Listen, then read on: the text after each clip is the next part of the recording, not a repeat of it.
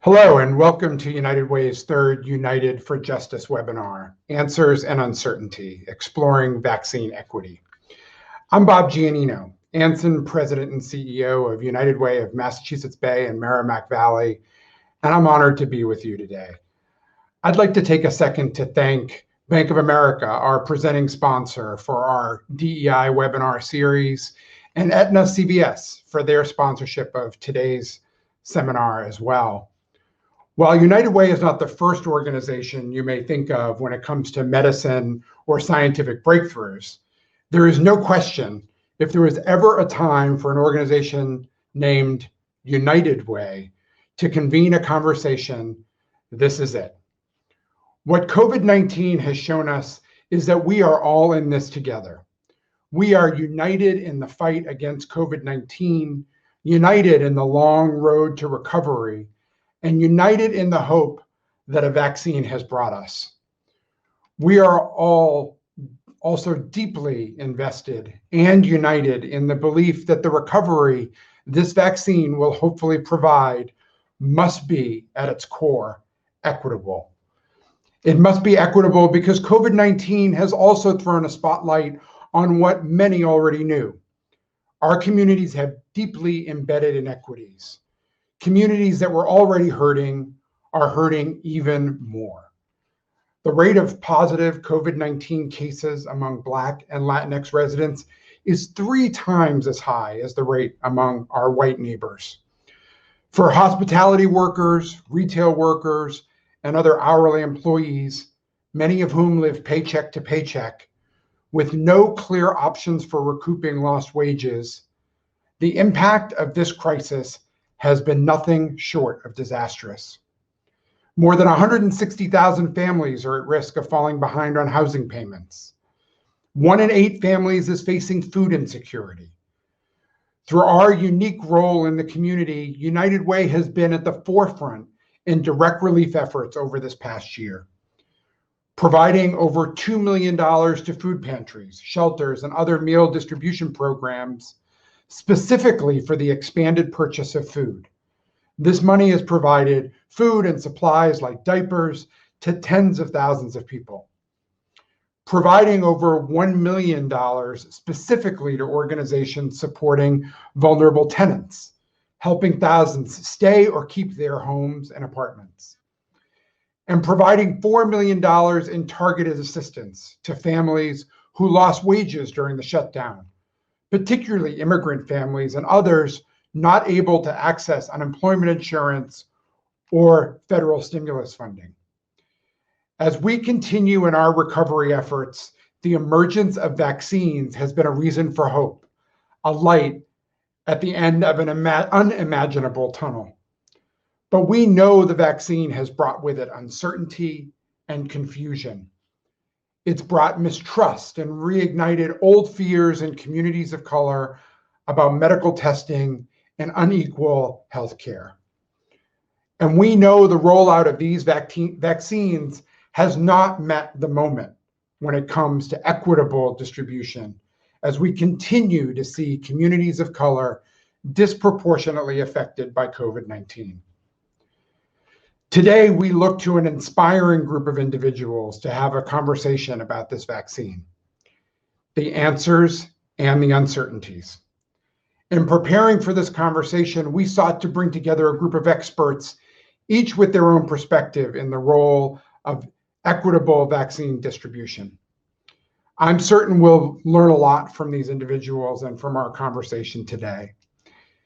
And with that, we're going to get started to introduce our panel, and to moderate that conversation is someone who I've gotten to know quite a bit over the last few months. And his name is Michael Curry. Michael currently serves as the CEO of the Massachusetts Association of Community Health Centers. He's a Roxbury native and a notable community activist who has served as the past president of the Boston chapter of the NAACP. And he's going to lead us in a very thoughtful and insightful conversation on vaccine equity. Today, Michael's work spans the country as he lends his depth and breadth of community wisdom to questions surrounding public health policy, racial disparities, and the support of under-resourced communities. Michael, take it away. An honor and a privilege to be with you today.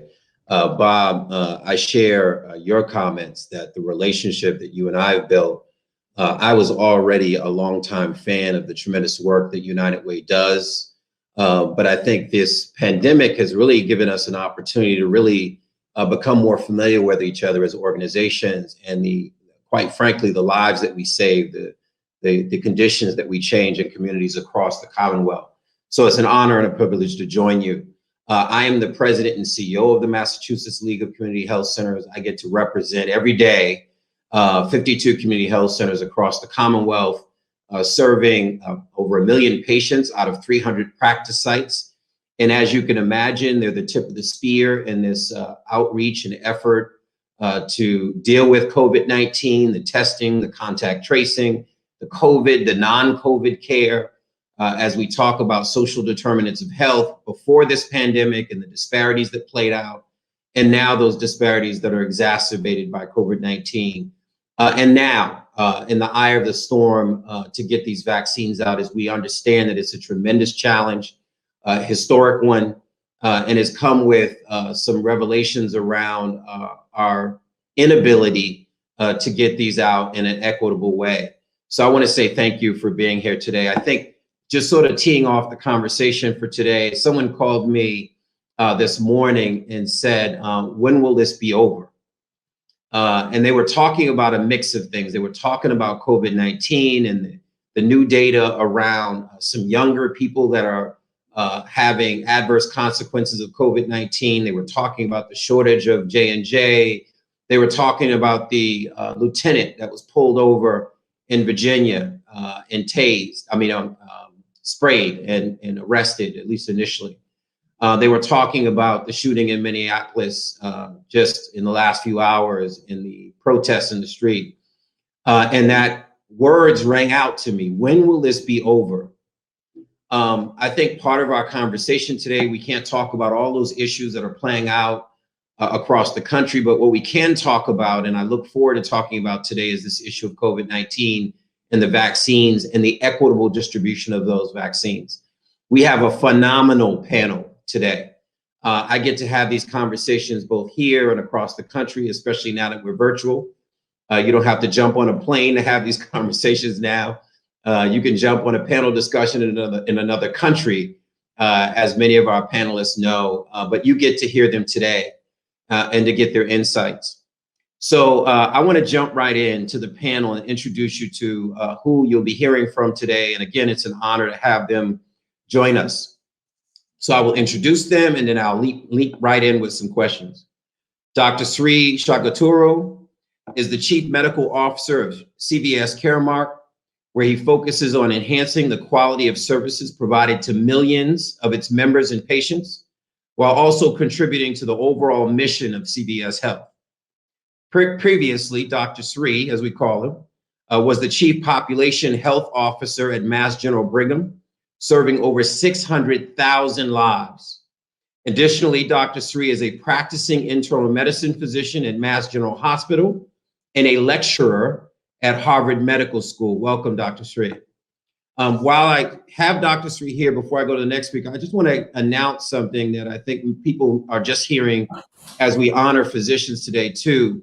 The sudden passing of Francisco Marti, Dr. Francisco Marti, who died unexpectedly yesterday in the Dominican Republic. For those who don't know who he is, he's an infectious disease expert at Dana-Farber Cancer Institute and Brigham and Women's Hospital, and associate professor at Harvard Medical School. This was a sudden death. He was on the front lines of the clinical trials around remdesivir and really a leading voice in making sure that we reach Spanish-speaking populations. So as I introduce Dr. Sri, I want to acknowledge one of his colleagues, Dr. Francisco Marti. Next up is as well, Dr. Thea James, my good friend. Dr. James is an associate professor of emergency medicine at Boston Medical Center, Boston University School of Medicine. She also serves the associate chief medical officer, vice president of mission and the Director of Violence Intervention Advocacy Program at Boston Medical Center. Dr. James is a 2008 awardee of the David H. Mulligan Award for Public Service. She is a supervising medical officer on the Boston Disaster Medical Assistance Team under the Department of Health and Human Services, which has responded to several disasters in the United States and across the globe, including 9/11, Hurricane Katrina, Iran after the earthquake in 2003, and Port-au-Prince, Haiti after the earthquake in 2010. I tell people all the time, I don't know when Dr. James sleeps because she's on every panel I'm on, and she is at every community meeting I'm at. So thank you, Dr. James. Thank you. Thank you so much. Next up is Rita Nives, registered nurse, NPH licensed clinical social worker. Rita is a nationally known public health leader with over 35 years of professional experience as a nurse, a social work clinician, a public health administrator, and a community advocate.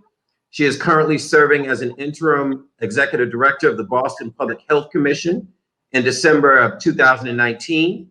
In this role, her portfolio includes emergency medical services in Boston, several substance use treatment facilities, and the largest homeless services program in New England. Rita serves the key advisor to Boston's mayor on health issues and builds on innovative partnerships across city departments by leveraging strategic opportunities for housing, economic development, transportation, and education, environmental policies to positively impact the health of all Boston residents. She is committed to advancing health equity and racial justice for all Bostonians and strengthening strategic collaborations across diverse stakeholders. Thank you, Rita, for joining us today as well. Thank you, Michael. It's a pleasure to be here today. So you can see, for all those that are joining us on the call, and I know we have a quite large number of you joining us, we are in for a great conversation. I tell people all the time that there is never too many conversations. As information's evolving, as data is coming out, and quite frankly, we've not solved this equity challenge. So I want to jump right in with you, Dr. Sri. You've done research on vaccine equity. What is the data telling us around where we are with this pandemic and the equitable issues that have played out? Thanks, Michael. And I just want to acknowledge your comments about Dr. Marty. He treated one of my family members and really helped us as a family personally. So his loss is really incredibly tragic for the community at large, but also for us personally. So thank you for that. In terms of the COVID-19 vaccine, and maybe I'll briefly comment on CVS Health's role in providing COVID-19 vaccines, and then what our research has shown.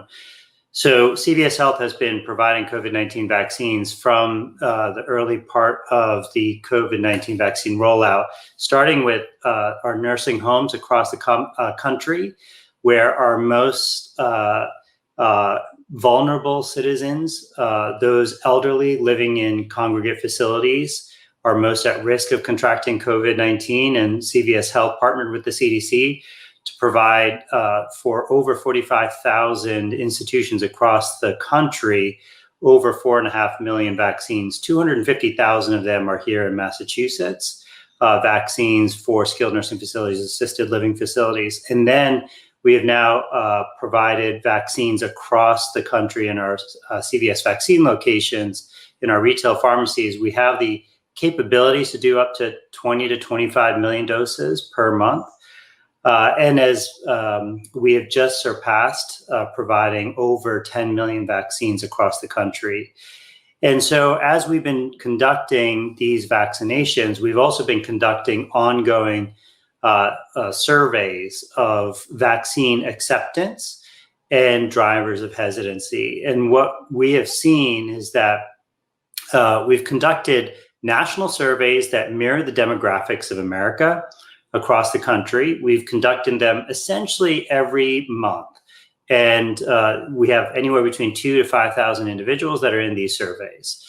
And what we saw early on in the pandemic, early on when vaccines were about to be released in November, that a majority of Americans, about 55%, were in what I would call a movable middle. they were either interested but wanted to wait, or just were unsure. And we saw differences by race and ethnicity, with greater hesitancy among Black Americans and the Latinx American population. However, what we saw from November to the January time period was a smaller movable middle, as people bifurcated into either I am willing to or I am more hesitant for getting the COVID-19 vaccine. But what's been a little bit heartening is over the last month or so, there's been a softening of that hesitancy. And when we look at the softening of that hesitancy, and this is across all races and ethnicities, what we see is that there's been sort of two reasons. One is when people say, what's changed your mind? It's a desire to get back to some sense of normalcy, to your opening comments of wanting to get to the other side. The number two reason is because they knew somebody who has gotten the vaccine and they were okay.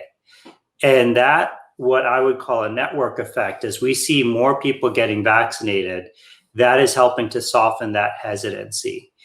We also see that who is the trusted messenger? Who do we want to hear voices from across all races and ethnicity? What we saw in our research is that clinicians, trusted clinicians, and ideally from the community, pharmacists, nurses, nurse practitioners, doctors, are really key. That's not to say other people like religious leaders, athletic celebrities, politicians are not helpful in providing information, but really amplifying the messages of clinicians first was really important in terms of who are the trusted messengers across our research data.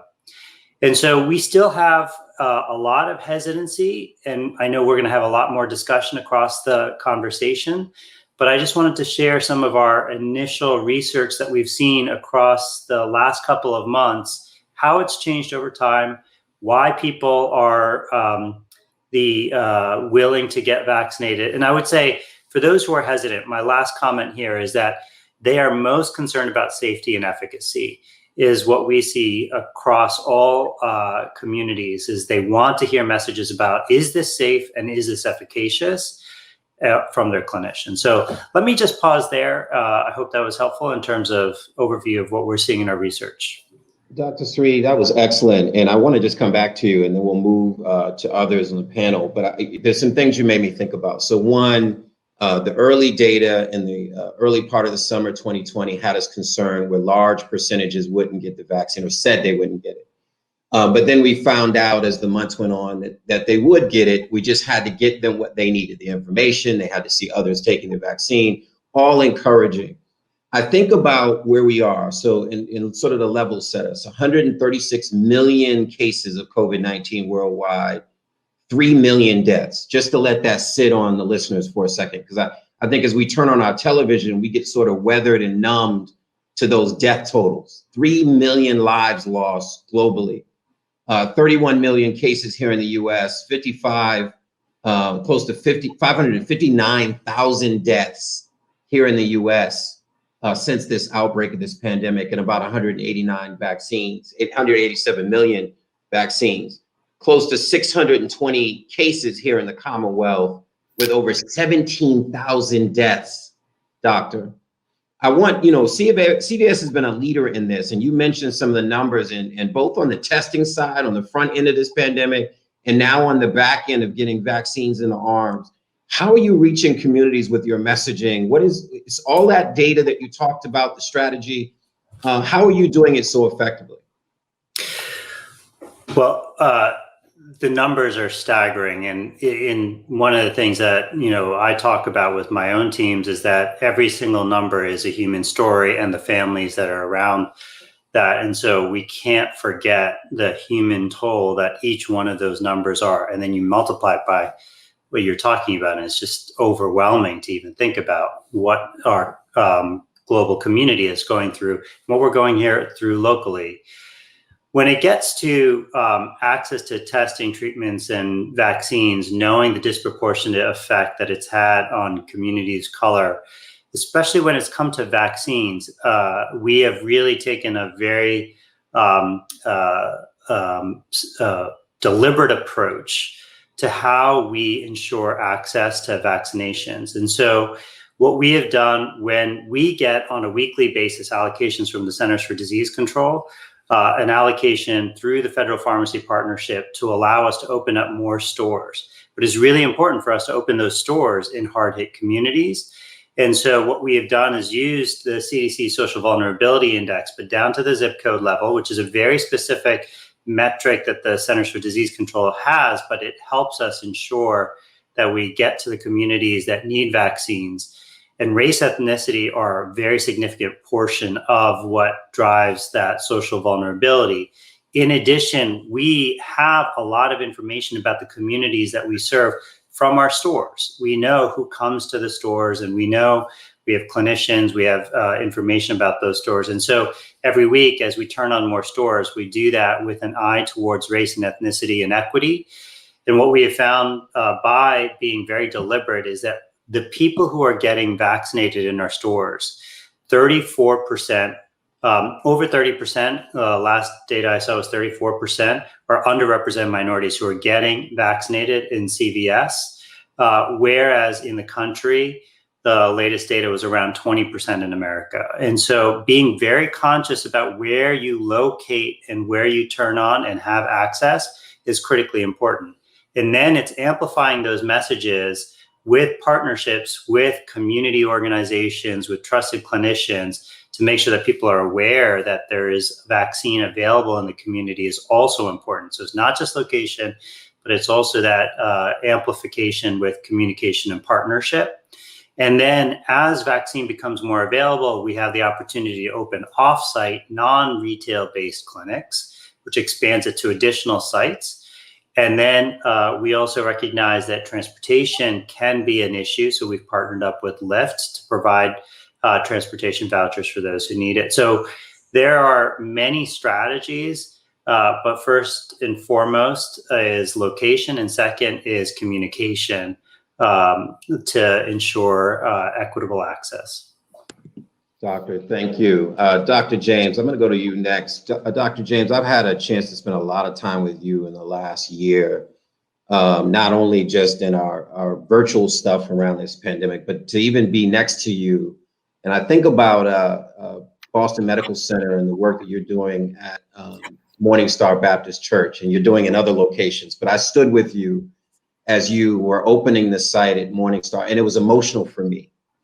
It was emotional for me because I understood people are hesitant, people are afraid, people don't know who and what to trust, and that you were bringing that vaccine to people in their congregation, in their church. And I think about that phrase that you and I have often talked about: those closest to the disease need to be closest to the vaccine. Those are the folks in that congregation. How are you, from your vantage point, dealing with the anxiety, the stress, the context of the historical experimentation, distrust, and the lived experiences that Black and brown folks have with our medical system even today? It's not just about the past, it's about today. Yeah. And I want to just lift up her name as I tee off your remarks today, to Dr. Susan Moore, that African-American physician who complained that she was receiving racist, or the care was racist, back at the end of last year. And she claimed they thought she was a drug addict, and she died. And it was an eye-opener for many Americans to realize that even a physician, a Black physician, could experience that today. So it's not just about Tuskegee. Can you tell us your thoughts around this moment? Yeah, absolutely, Michael. I will, and I'll talk about how we address some of those in terms of the the vaccines. But what people really have to remember, I mean, I've been an emergency medicine doctor for longer than I want to admit, but I'm coming up on like 30 years as an ER doctor at the largest safety net hospital in New England. And, that gives you a unique insight into what I always say is human nature, the human condition, and all of what constitutes life. And what people kind of have to remember is that the healthcare system is really a microcosm of society. They are the same human beings who have the same long-held narratives make the same assumptions and limitations in insight. And so the problem with that is that it drives how healthcare is delivered. And, you know, if you start with healthcare education, it's not relevant anymore. I'm not so sure there was a time when it was ever relevant. And what I mean by that is everything they teach you is designed, to focus on disease and not the person who has a disease. And when they're thinking of a human being, it is a standard human being who has an ideal life and has no challenges, structural barriers, nothing that prevents them from achieving at their highest levels and greatest desires under all kinds of circumstances. So when people who come in, like the patient population we have, that's the lens students, doctors, all of them are looking through. And if they see anything that is not aligned with that model and that image, their natural instinct is to think that something is wrong with that human. And it's usually something pejorative from the perspective of how they see it. You know, they will blame the patient and all these other things, as if given any opportunity, people would choose suffering. It belies, I mean, it just doesn't even make sense, right? You know, so I just want to frame that. And the professors who are teaching in schools and things, in medical schools, you know, there is some of all that's happened in the last year. A lot of people want to know more now. I mean, I think the most common thing I heard last year was I didn't know. So there's a thirst now, you know, for more insight and more knowledge, but it's a very, very deep narrative, and it takes a lot to disrupt it because, you know, if you think about it, everyone's saying they're focusing on equity now, but it is a deep narrative to undo because everyone knows, and predictably, we didn't need data studies, anything, but, you know, it's good that we have it. You could have predicted who would do worse across the country, you know, and there's a reason for that. But when the vaccines became available, that is not where they were deployed. Now, that is among the most well-meaning people who stood there and said, I declare that, you know, I'm about equity. And so I'm not sure everybody even knows what equity is. So what I'm saying is that there's a lot of deep work to be done to undo this narrative. And so, and also one more thing I'll say before I talk about the vaccine is that even the reimbursement models in healthcare, they do the exact same thing. They drive the same narratives. Billions of dollars go into filling gaps versus eliminating gaps and understanding what the root cause is of why people don't thrive and while they always have poor health outcomes, because it's an economics issue. You know, it's all about people not being able to prioritize health because they don't have the money and things like that. And so everybody knows the linkage between economic mobility, income, you know, financial security, and health. You know, if you have less money, you do worse. So what we did when we had the opportunity, and I have to say that we really did something, we broke protocol in terms of standard operations. Usually when there's an issue that we want to address or some sort of initiative we need to address, you convene the same people in the room to begin the conversation. No one is in the room. It's sort of like that thing that the community says now, nothing about us without us. Well, there was no community at the table. There generally is not. If so, maybe one token person.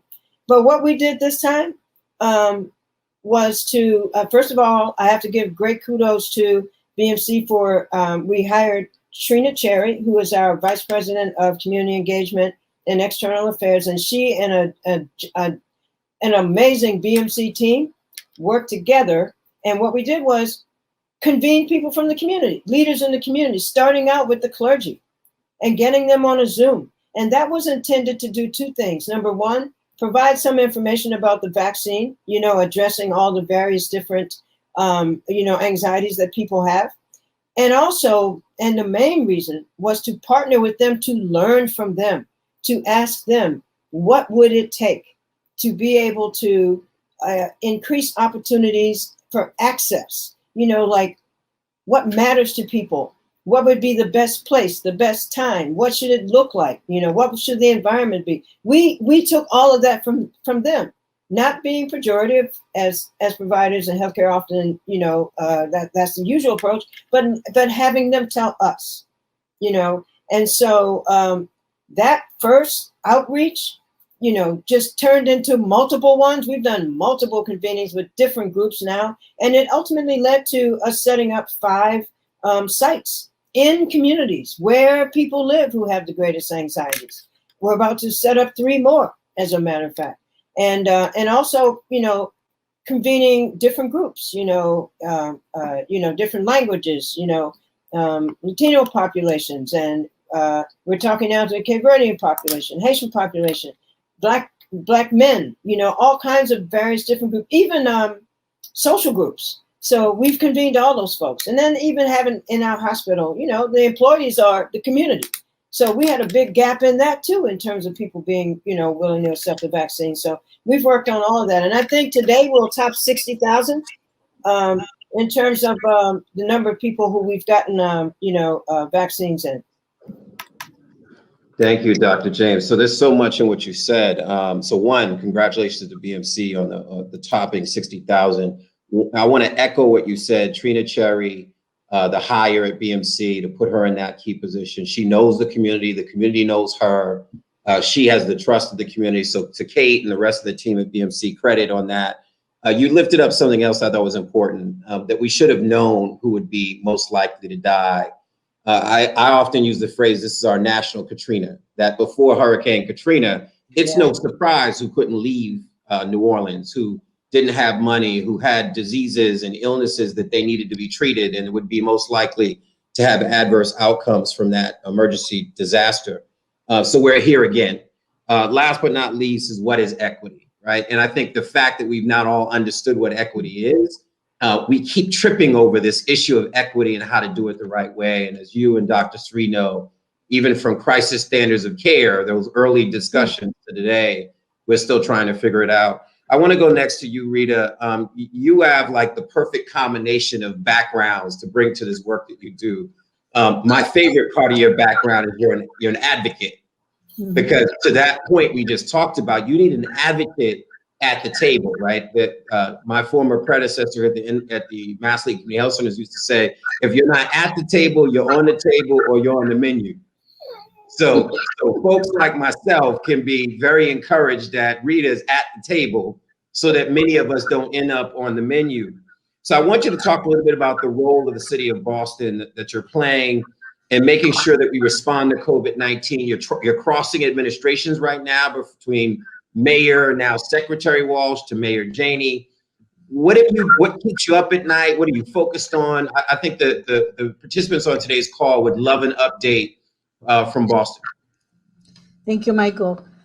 So, for those in the audience that are not familiar with the Boston Public Health Commission, we are the local board of health, the Department of Health for the city of Boston, and it has been our responsibility to lead the response efforts around COVID-19 for the city. So in terms of what we're focusing on right now and in the near future, we call it the 4 R's. First, ongoing response to the COVID-19 pandemic, recovery, an equitable recovery from the pandemic, addressing racism as the public health crisis, an issue that it has been for many years in our country, and leading our efforts around reopening. So the 4 R's. So starting with response, people who are following the metrics and the numbers and the data that we put out around the pandemic know that while our numbers have gone down, they're not at all, they're kind of flat right now. Metrics, the 6 metrics that we follow every week around both, how our numbers faring and also how our hospital system it's able to care for those folks who may get sick.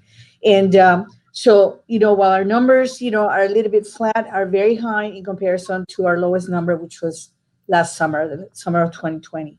So we continue to be on a response mode, and for us what that means is that we continue to advise City Hall and now the new mayor on where we're at on a weekly basis. We continue to meet also on a weekly basis with our healthcare partners, and that includes hospitals, community health centers, specialty care, long-term care facilities that, as some of you know, were hit very hard, during the pandemic in the surge last year. We continue to respond to new cases and follow them up, and do contact tracing to make sure that we continue to mitigate, transmission of COVID. And then obviously our role in public information and crisis communication, making sure that the public and all the partners know what's going on and what our data are showing. And, we also have a role in data collection and analyzing, what is the data telling us at this moment in the pandemic.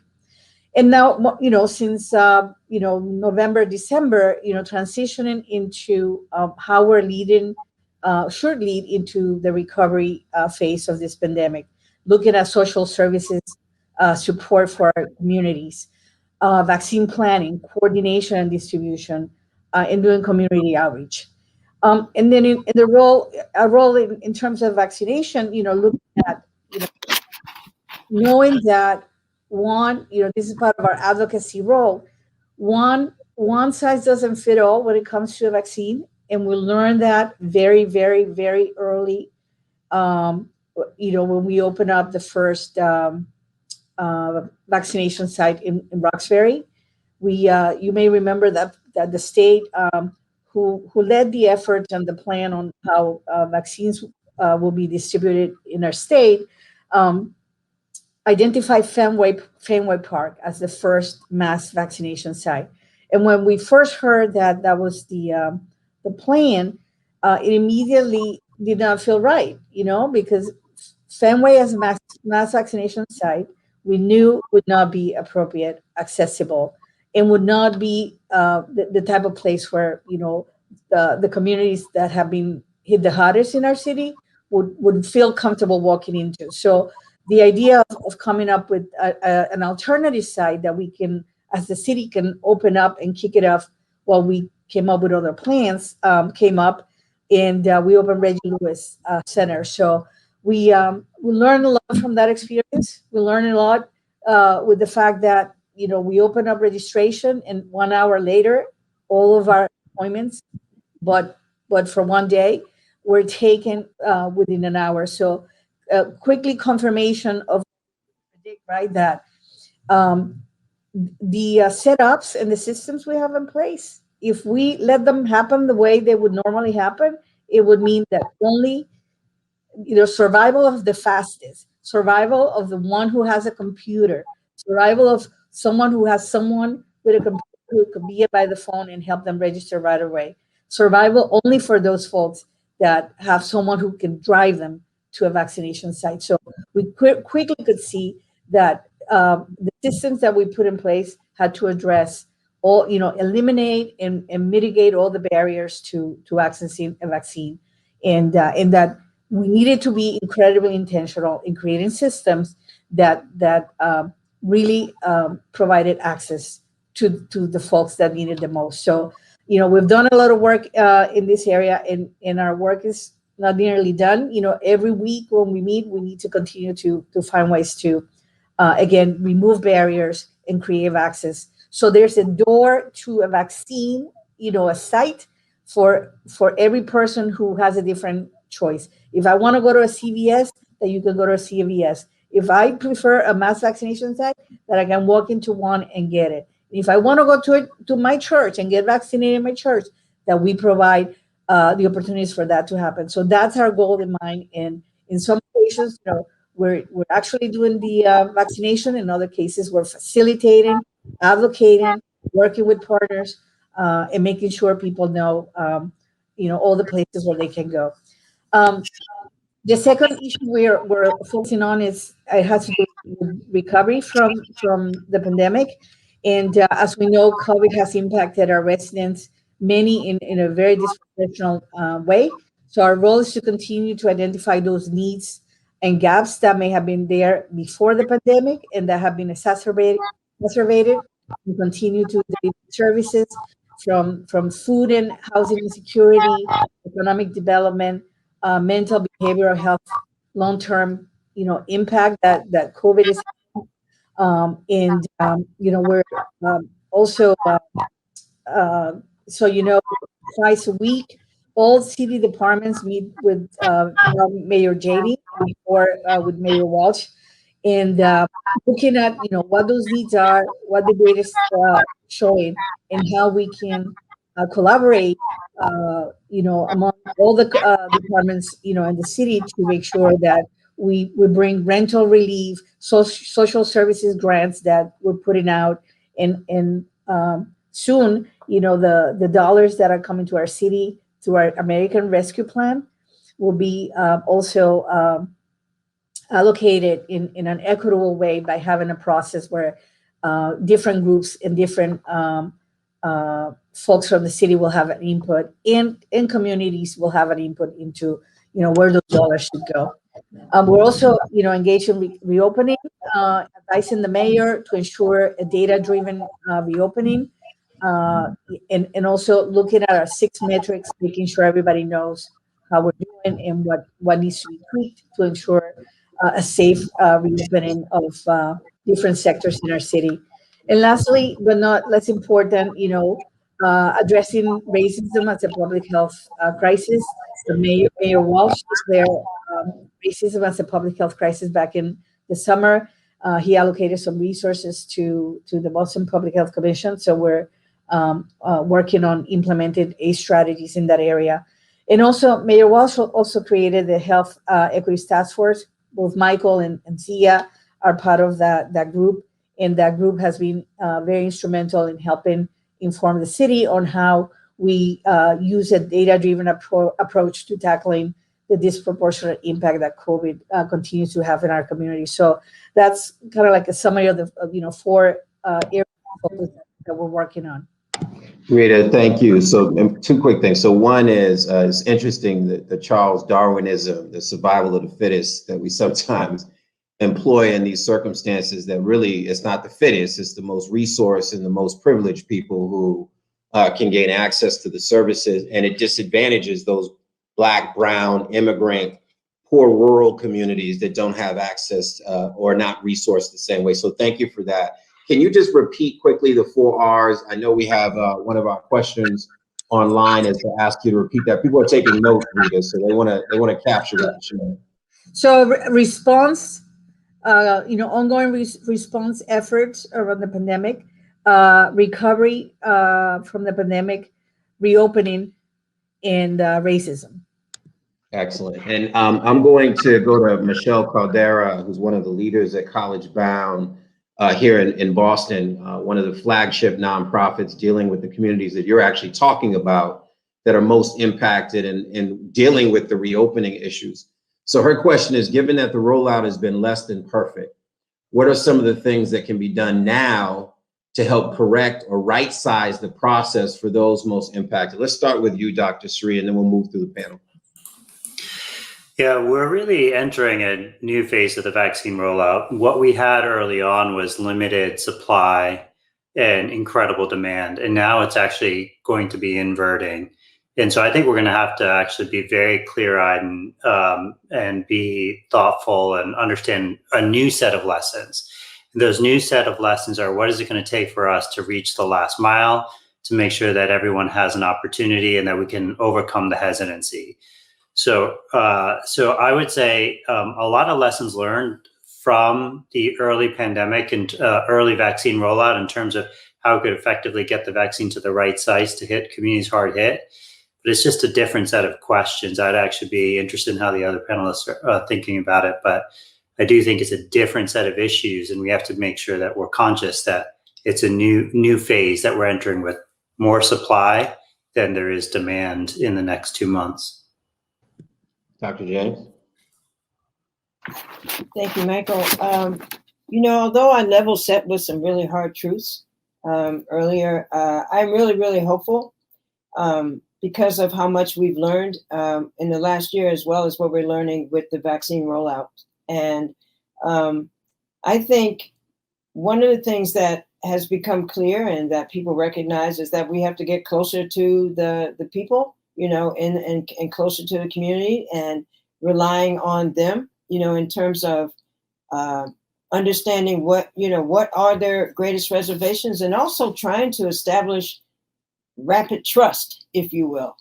And so what I would say is, as we get more and more people, who are vaccinated, having those people become ambassadors, for us as well, having even more foot traffic and presence in the community. We've kind of done some of that, being at supermarkets, being out in like Nubian Square. I mean, various different places where people are, having people with you who can answer the questions in real time that they might have.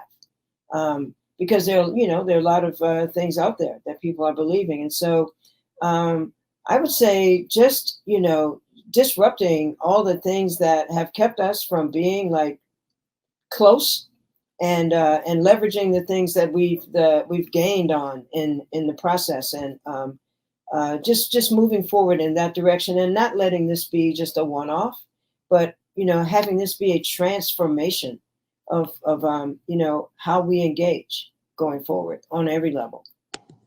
Excellent, Dr. James. I'm going to come back to something you touched on with my last question, but I want to go to you next, Rita. And there's two questions that the participants have put forth I want you to speak to. So one is our strategy around reaching people at home, because we know that many of our fellow residents are homebound. How are we reaching them?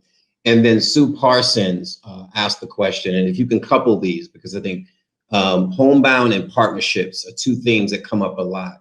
And Sue's question is, a specific approach is partnership between the Boston Public Health Commission and our state's Immigrant Advocacy Coalition, our friends at MIRA, and hiring and training immigrant community members to deploy in our immigrant-rich neighborhoods to discuss vaccination and pandemic awareness and concerns. I think if you can talk mostly about that, reach people at home, but also what this pandemic has yielded in terms of some what may have been argued unnatural partnerships, right? Which probably are long overdue partnerships, but some really exciting work that's underway and some of it has been talked about on this call. So the partnership with MIRA, it's a really good example of unusual partnerships, because when we started talking about the need to do more community engagement and community outreach, and initially we deployed some of our staff to do that. Our folks from actually our HHS partners from the Moya group, suggested MIRA as a potential partner for us. We had never worked with them, and we came together with the idea of identifying. Typically, they have folks who are healthcare professionals. They have come from their country and have not been able to yet practice here in this country, but have the knowledge, have the experience, have obviously the cultural and linguistic capacity to connect with some of our immigrant communities. So we ended up creating a number of positions. We just hired 5 folks that fit in this category, along with in partnership with MIRA.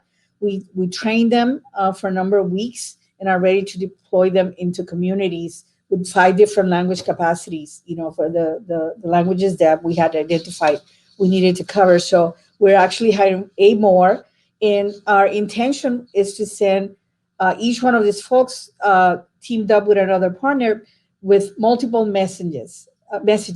First, around prevention, how to get tested, how to access testing, and now obviously adding vaccine to the list. So the idea is that they can do street outreach, they can do business outreach. I had the chance to participate in some outreach we did with businesses in East Boston, and it was quite an experience to hear, all you can hear from folks who are, connecting with residents all the time because they run a business. And also you get to hear, what is it that people are talking about in the community and address it and share information. So we'll continue to do that. And like I said, we're hiring 8 more, and some of them may be deployed to vaccine sites. So they're there, greeting folks, talking to folks, answering questions in a very one-to-one way, in all the languages that they can speak. So again, one good example of how we have to think outside the box, and establish a new partnership. We also, I just wanted to mention that back in the fall, the Boston Public Health Commission put out almost $3 million in grants to social services organizations, because again, trying to, typically we think government needs to do it all or address all the needs. Well, we don't know it all. We cannot be in all places at once. So we put out this RFR asking folks to submit proposals as to how they can meet the needs of their communities based on what they were hearing, whether connecting people to food pantries, transportation to testing, different things, helping folks with rental relief resources. So we put out we funded almost like 300 different social services agencies to do what they do best, serve their community, serve their constituents, and do it in a very quick way, because the application process was really easy. So we were able to put that money out there to help support grassroots organizations, to do their part. So that's again one example of a new partnership that we have established. Excellent. And I know we're running short on time, so I want to kind of bring us around, but I wanted to your points, Rita, lift up some other partnerships. I think the partnership with CIC, state, city, and the Boston Black COVID Coalition is a model for the rest of the country. I think the town hall meetings, the conversations have been rich and have been informative. Rachel and that team at CIC, and Dr. Martin and former Senator Wilkerson and that group, Cheryl Crawford, credit to them for that work. And then you mentioned East Boston and other health centers across the state that are doing some really new partnerships to get these vaccines in our arms. So I want to lift that up as well. I'm going to ask Dr. Sri, Dr. James, and Rita to do something that I'm sure they did not get on this call prepared to do, which is to be futurist for a second. In every call I'm on, we're so caught up in the moment that we don't see the forest through the trees. We're not thinking about what does July, what does October, what does 2022 look like for us. So I want you to just take a minute or two and just wrap us up, if you can, just in a minute. And I'll start with you, Dr. Sri. What does it look like as we're hearing about new vaccines and booster shots? What should we be thinking about over the next few months? Well, I'll bound my comments to COVID, and though there's a lot of other aspects that are adjacent to COVID. But in terms of COVID, we will continue to see transmission throughout 21 and 22. It will be in pockets. In terms of vaccine develop by pockets, it means communities that have not had as much access to, where there's been greater hesitancy to the COVID-19 vaccine. In addition to that, we're going to see new therapeutics. And so that is a very welcome promise there right now. We have therapeutics that require, you have to put it in the vein and infuse it, but it'll change to things that you can just give by a shot or pills by the mouth. And that should reduce the amount of time that somebody has COVID. And that will be a welcome innovation. In terms of COVID-19 vaccines, we will see boosters.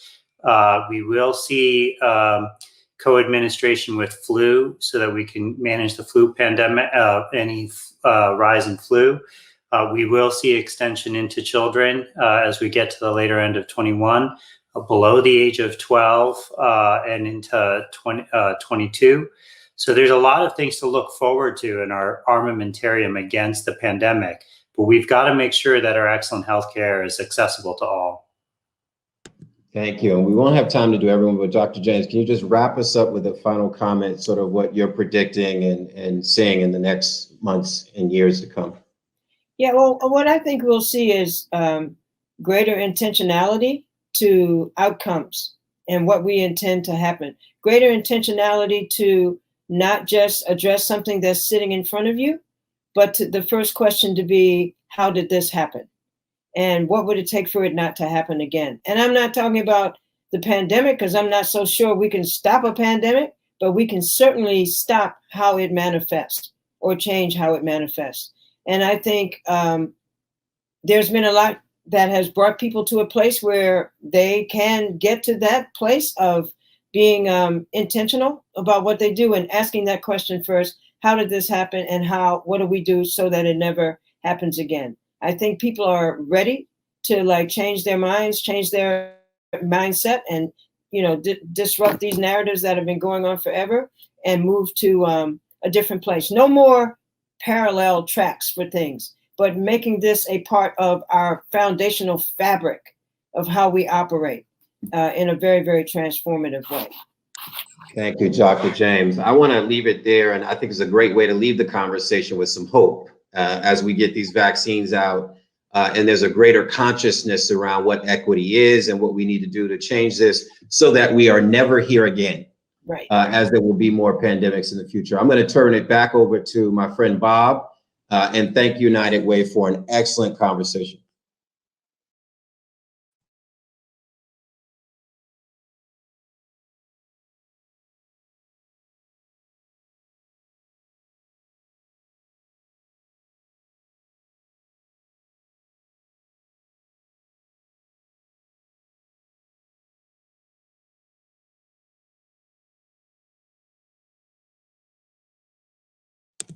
Bob, you're muted.